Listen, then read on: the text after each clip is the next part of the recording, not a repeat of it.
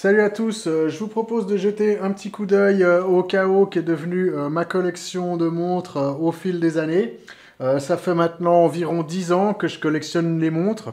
J'en ai acheté beaucoup, j'en ai vendu pas mal, mais pas suffisamment. Ce qui fait qu'aujourd'hui, je me retrouve avec environ 100, 150 montres.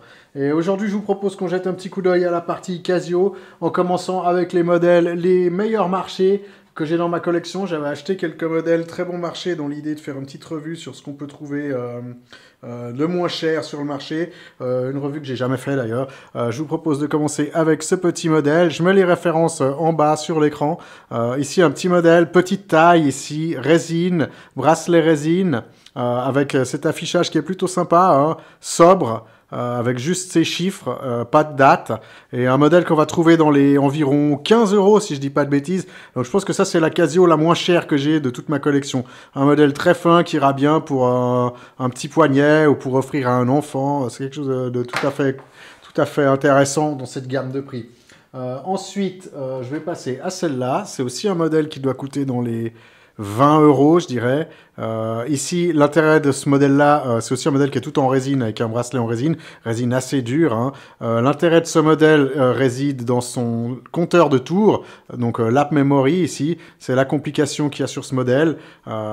Ici, sinon, on a des fonctions standards, type heure, date, alarme, chrono. Aussi un modèle donc très très bon marché. Ici j'ai customisé l'écran avec un filtre de couleur pour aller un petit peu avec le bracelet. Fil de couleur un peu bleu, bleu turquoise comme ça. Ensuite, passons à ce modèle. Donc ça, c'est un grand classique. Je pense que je vais faire une revue un jour de celle-là. J'avais fait la revue de la grande sœur, qui était donc la MRW 210. Ça, c'est la MRW 200, avec une taille beaucoup plus raisonnable. Une trentaine d'euros, si je me souviens bien, pour ce modèle. Assez intéressant, belle lisibilité, avec l'échelle aussi sur 24 heures des montres typées militaires. Cette lunette rotative qui est donc sans clic, hein, ici. Jour date aussi. Donc un modèle qui est vraiment intéressant aussi, en dessous de 30 euros si je dis pas de bêtises, si on regarde un petit peu sur le marché gris. Ensuite, je vais passer à ce modèle-ci, qui est donc aussi quelque chose de customisé moi-même avec ce filtre de couleur orange. Ici, c'est un peu un module qui est de la même lignée que les Casio Royale, donc là, ici, cette référence ici, donc AE 1400, donc la Royale c'est la AE 1200, et on voit qu'on a aussi ici la fonction World Time, une montre qui est assez grosse avec un bracelet AliExpress d'une rigidité absolument atroce. Je vous déconseille d'acheter ces bracelets AliExpress à 2 ou 3 euros, ça vaut absolument pas la peine. Donc voilà, un modèle que je porte jamais mais qui reste encore, qui me reste sur les bras.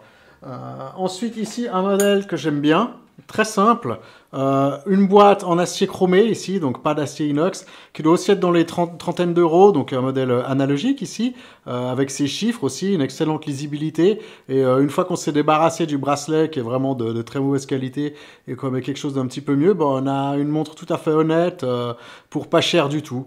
Donc voilà, un petit modèle avec un petit aspect un petit peu militaire, avec ses gros chiffres, que j'aime beaucoup en fait. Ensuite, passons à ce modèle ici, qui était aussi un modèle dans les 20-25 euros, si je me souviens bien. L'intérêt ici, pour moi, c'était les coloris, donc ces petites touches de doré, et ce bracelet et cette boîte en résine noire.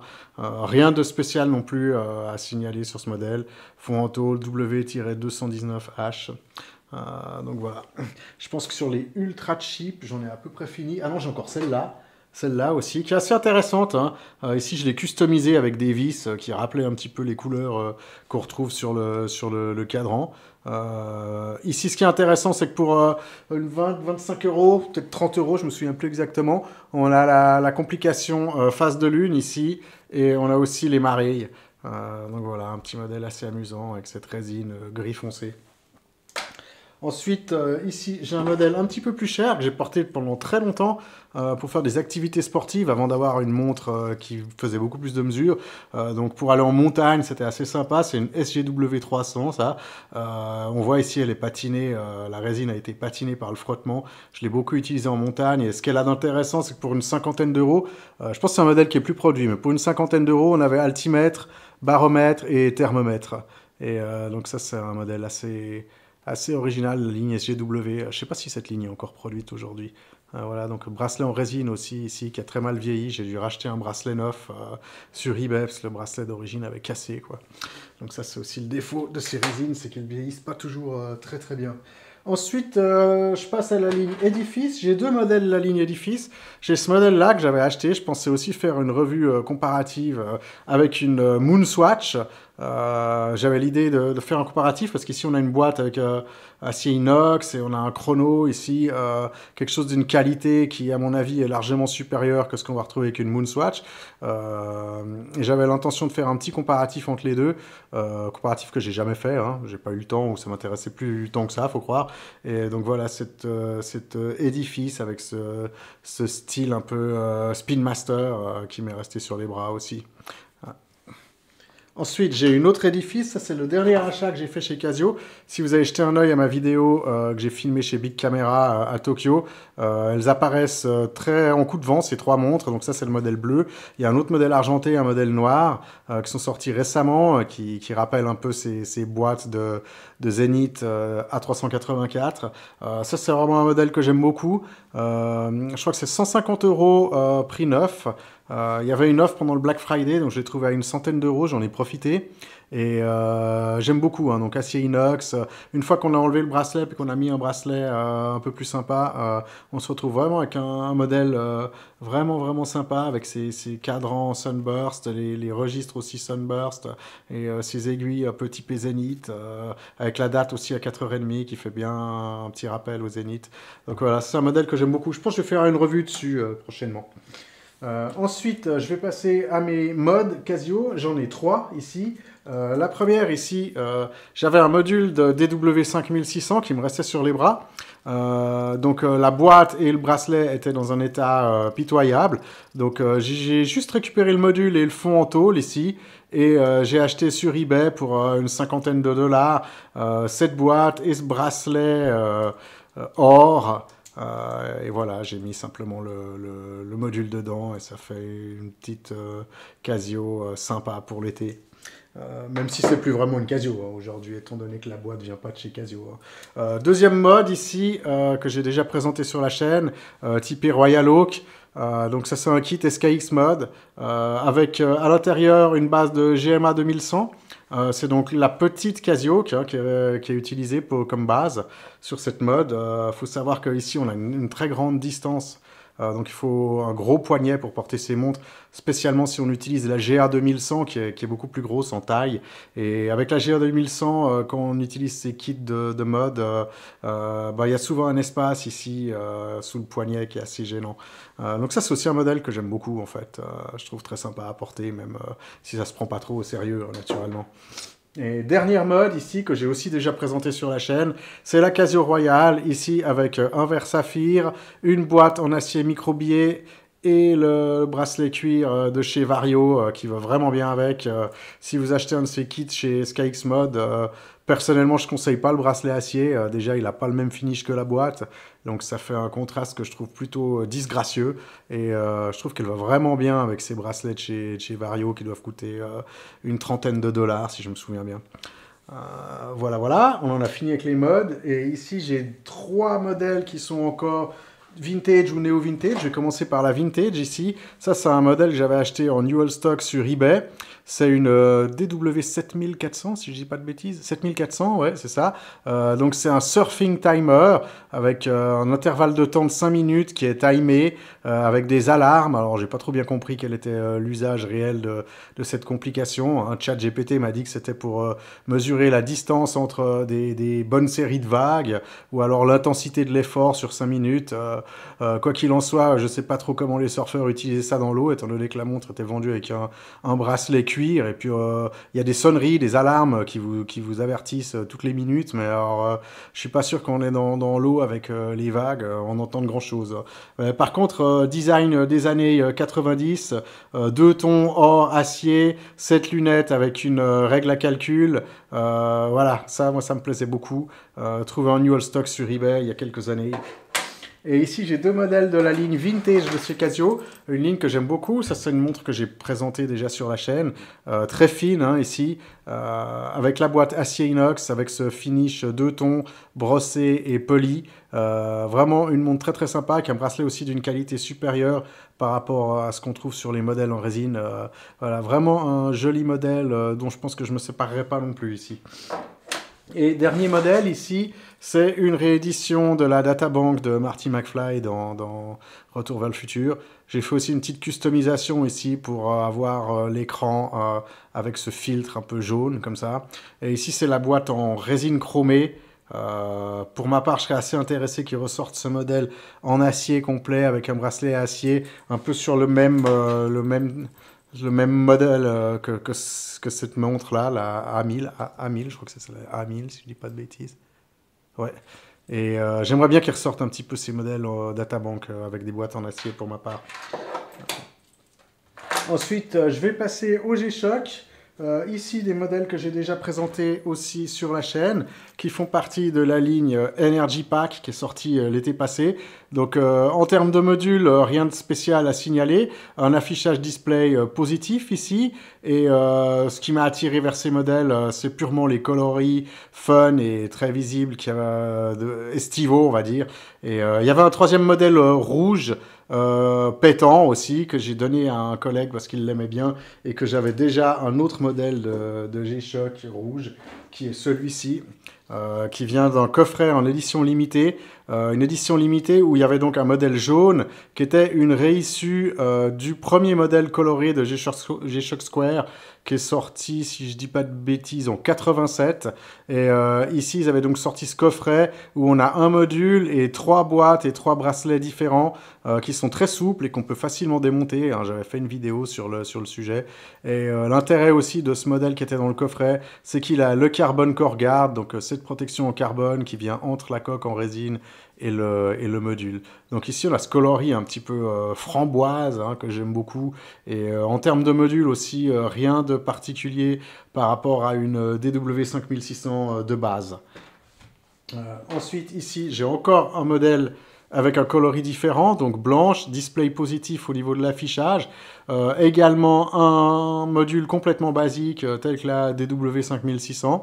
D'ailleurs, ça fait partie de la ligne DW5600. Et voilà, hein, ce qui m'amusait, c'était vraiment le coloris. J'aime bien aussi porter ça en été, c'est assez sympa. Ensuite, un de mes modèles favoris de G-Shock, hein, ici la GMW B5000. Si je dis pas de bêtises, hein, la référence, je suis jamais sûr. Ici, c'est donc le modèle complètement acier. Alors c'est vrai qu'on s'éloigne un petit peu du concept de la G-Shock, montre à tout faire, qui va encaisser les chocs, hein, parce qu'ici on a un modèle qui est très très lourd, et puis on a cette boîte polie par endroit, qu'on va pas avoir envie de rayer. C'est quand même une montre qui coûte dans les 500 $. Donc on a les fonctions sympas aussi avec la connexion Bluetooth, l'app Casio qui vient dessus, et le panneau solaire. Donc c'est un joli modèle, hein. Le bracelet est aussi assez convaincant en termes de qualité. C'est le montre que j'ai beaucoup porté. On voit qu'elle est pas mal rayée par endroits. Et bracelet plutôt sympa. On a aussi ce fond vissé ici, de belle qualité.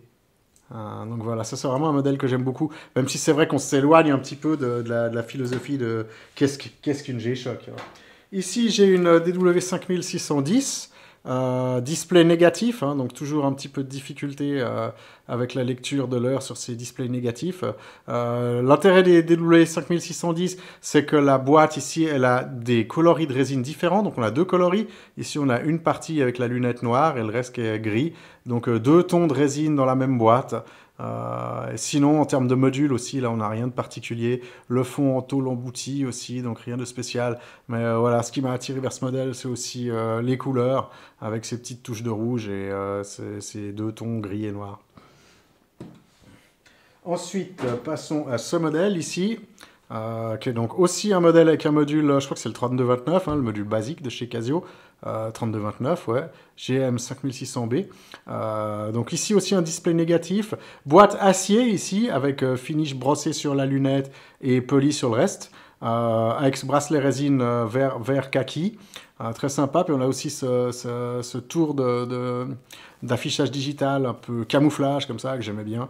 Donc ici, c'est un modèle un peu plus cher. Hein, je pense qu'il doit être dans les 200 $, avec aussi le fond usiné, qui est de bien meilleure facture que le fond en tôle en boutique qu'on retrouve sur les Casio, les G-Shock Square d'entrée de gamme. Ensuite, ici, j'ai deux modèles avec le module avec la phase de lune et les coefficients de marée. Donc en termes de fonctionnalité, les deux modèles ici, ils sont équipés des mêmes fonctionnalités. Ici, il y a quand même un des deux modèles qui a le fond usiné, meilleure qualité que l'autre. Par contre, ce qui est intéressant ici, c'est que ça, c'est le modèle qui a quand même un petit peu plus de fonctionnalité qu'un modèle basique et qu'on va retrouver dans les mêmes prix qu'une DW 5600. Donc en cherchant un petit peu, on va trouver cette montre peut-être dans les 60 $ sur eBay ou sur des sites de marché gris au Japon. Et celle-là, je pense que je l'ai payée un petit peu plus cher, avec ce fond et ce cadre autour de l'affichage digital Sunburst Orange que j'aime beaucoup. Et ici, ce modèle blanc avec la partie noire à l'intérieur, qui est beaucoup plus brillante aussi. Et donc c'est la ligne G-Glide ou Glide. Donc voilà, pour moi ça c'est comme modèle d'entrée de gamme de Casio G-Shock, je pense que c'est un très bon rapport qualité-prix étant donné qu'on a un petit peu plus de fonctionnalités et pour un prix qui n'est pas plus élevé que le modèle de base. À voir s'il y a des coloris qui vous plaisent, je pense que c'est vraiment un bon choix, quoi. Ensuite, passons à ce modèle ici, dont j'ai fait un déballage sur la chaîne. Je pensais faire une vraie revue de ce modèle, j'étais assez critique le jour où je l'ai déballé. C'est donc la DW H5600, une montre orientée sport et mesure de santé, mais dans un design de G-Shock Square. C'est quelque chose qui m'a tout de suite attiré quand j'ai vu ce modèle sortir. Maintenant, la réalisation, je suis un petit peu plus perplexe, même si on a une très belle qualité à l'extérieur, hein, la résine, le bracelet est très souple, beaucoup plus agréable que celui modèle d'entrée de gamme, mais ça reste en termes de fonctionnalité, même si j'étais très critique le jour de l'ouverture du déballage de la boîte, je pense que j'ai un petit peu revu mon jugement, mais on reste quand même assez loin d'une montre de sport avec un GPS intégré et des mesures qui sont plus précises à mon sens. Mais par contre, il y a quelques fonctionnalités, une mesure pour la santé, taux d'oxygénation dans le sang, les exercices respiratoires, quand même quelques mesures d'activité sportive qui sont intéressantes. Mais pour moi, le gros défaut, déjà, c'est le poids. Un autre défaut, c'est l'épaisseur. Et le principal problème, c'est l'absence de GPS à l'intérieur de ces montres, alors que la concurrence, pour moins cher, va vous fournir une montre avec un GPS intégré. Et si vous voulez avoir des mesures précises de vos efforts, de vos déplacements, eh ben, il va falloir trimballer un téléphone avec vous. Et suivant les activités que vous faites, ben, vous n'avez pas envie de trimballer un téléphone avec vous, hein. Donc voilà, je vais quand même faire une revue, je pense, un peu plus détaillée de ce modèle, parce que c'est une vidéo qui a bien marché sur la chaîne, et je pense qu'il faut que je fasse quelque chose de plus, quoi. Ici, un modèle que j'ai ramené du Japon récemment, très sympa, alors je me souviens plus de la référence, hein. Ici, donc c'est la GW 8900, je pense que c'est un bon rapport qualité-prix, hein. Elle coûte moins de 100 €, et ici on voit qu'on a le solaire et le multiband 6 pour ce prix-là. En termes de fonctionnalité, il n'y a rien de spécial. On a aussi cette lunette ici en acier autour qui est plutôt sympa, une taille assez généreuse et un rapport qualité-prix qui est à mon avis assez intéressant. Alors je l'ai acheté vraiment parce que j'aimais bien le design, rien de plus. Et voilà, j'ai ramené ça du Japon quand j'y suis allé au mois de mai. Ensuite ici j'ai deux modèles de Casio. J'ai ce modèle jaune dont j'ai déjà fait une petite revue sur la chaîne il y a 2-3 ans. Et donc là, moi je porte pas trop les Casio parce que ça va pas très très bien sur mon poignet, je trouve. Je suis toujours un petit peu perplexe aussi avec ces écrans ici qui sont très très durs à lire à partir d'un certain âge, hein, que j'ai déjà atteint. Après, ça reste quand même un joli combo de couleurs ici et un design qui est très sympa, hein. Et puis j'aime bien la finesse aussi de ces Casio plus fines que les Square en général. Et ici, autre modèle que j'aime beaucoup, que je vais garder et que je vais essayer de conserver dans un bon état, parce qu'elles sont assez difficiles à trouver aujourd'hui, puis elles sont assez chères sur le marché de l'occasion. C'est donc la version manga de la Casio avec ce côté dessin, avec ces traits ici qui accentuent les arêtes de la montre, qui lui donnent vraiment un aspect dessiné, un aspect BD, avec ces petites bulles aussi pour indiquer les jours de la semaine. Et si on regarde aussi autour des index, ici, on voit que c'est pas un dessin régulier, c'est comme si ça avait été fait à la main. Et ouais, ça, c'est un modèle que je vais essayer de conserver en meilleur état possible, qui a un petit côté collectionnable que je trouve plutôt sympa. Ensuite, passons à ce modèle sport aussi, qui s'inscrit dans la même lignée que la DWH 5600. J'ai jamais fait de revue sur ce modèle. J'aime beaucoup l'esthétique, mais ça s'arrête là, hein. C'était encore en termes de fonctionnalité, on est en dessous de ce que va proposer une DWH 5600. Donc l'esthétique, j'aime beaucoup. On a aussi ici ces gardes là en dessous pour améliorer le confort du porté de la montre. Et puis l'écran est aussi sympa, hein, une bonne lisibilité d'écran. Mais en termes de fonctionnalité, moi j'ai été très déçu par ce modèle. Ensuite, modèle suivant ici, ma seule DW 6900.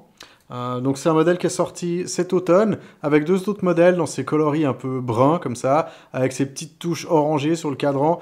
J'aime beaucoup le mix de couleurs. En termes de module aussi, c'est rien de plus qu'une DW 6900 standard. La particularité de ce modèle, c'est le bouton ici typé acier. Je suis pas sûr que c'est vraiment de l'acier, mais typé acier, qui rend vraiment bien. Et puis ben voilà, c'est la combinaison de couleurs, hein, si ça vous plaît.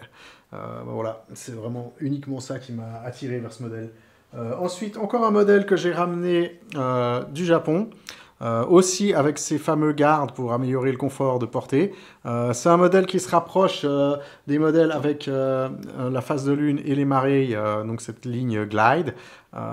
Donc ici, le même type de fonctionnalité, avec un design que j'aimais bien en termes de couleur, vert foncé ici, avec ces touches jaune or et ces fausses vis qui sont sur la face avant. Voilà, donc c'est aussi un modèle qui est relativement bon marché, hein, je pense dans les 60 €, la G7900.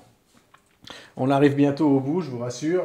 Ce modèle, encore ici, avec ces barres de protection dorées, donc beaucoup de parties dorées, les vis ici, la boucle, ces écritures, les barres de protection, ça me plaisait beaucoup. Elle est vraiment massive, celle-là. J'aime bien porter ça de temps en temps. C'est donc la GD400, hein. Un modèle qu'on voit très très rarement, hein, on en a très peu parlé.